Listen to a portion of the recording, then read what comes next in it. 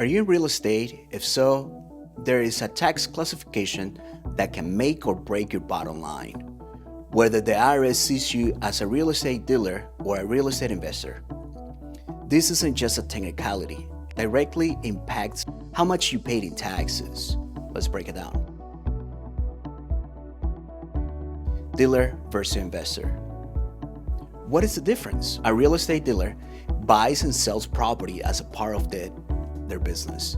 They're in the game for quick flips and frequent sales. A real estate investor holds onto property for a long-term appreciation or rental income. This distinction affects everything from your tax rate to whether you can claim depreciation or do a 1031 exchange. How the IRS taxes dealers versus investors. If you're classified as a dealer, you can deduct losses as ordinary business expenses. You may qualify for 20% Section 199A deduction, but your profits are taxed as ordinary income up to 37%. You can also pay self-employment taxes up to 14.13%. No depreciation, no 1031 exchanges, and no installment sales. If you're an investor, you can pay capital gain taxes maximum at 20% if you hold for over a year. You don't pay self-employment taxes, you can use the installment method, and you can use 1031 exchanges.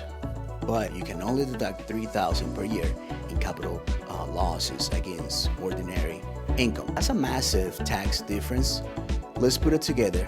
Real life example. Imagine if you sell a property for $100,000 profit. If you're a dealer, you could pay up to $51,130 in taxes. If you're an investor, you may pay only $23,800. That's a $27,330 difference, all based on how the IRS classifies you. How does the IRS determine your status? The IRS looks at 8 key factors, but the top 3 are frequency of sales. More sales equal more likely a dealer. Your intent. Are you buying to flip or to hold? Extent of improvement. There's an important note.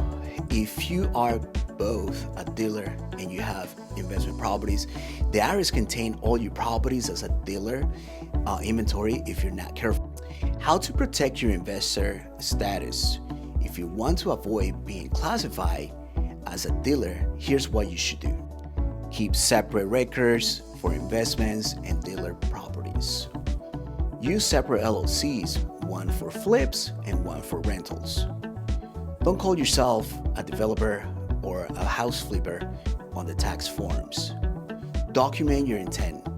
Hold properties for a long term and avoid frequent sales. Hire third parties, brokers, instead of selling the property yourself. If you're a flipper, you may still be a dealer. With the proper planning, you can structure your real estate business tax efficiently. If you're serious about real estate, understanding dealer versus investor can save you thousands in taxes. Want to make sure that you're on the right side of the tax code?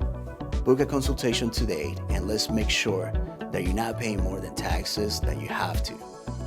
Like and share this video if you found it helpful.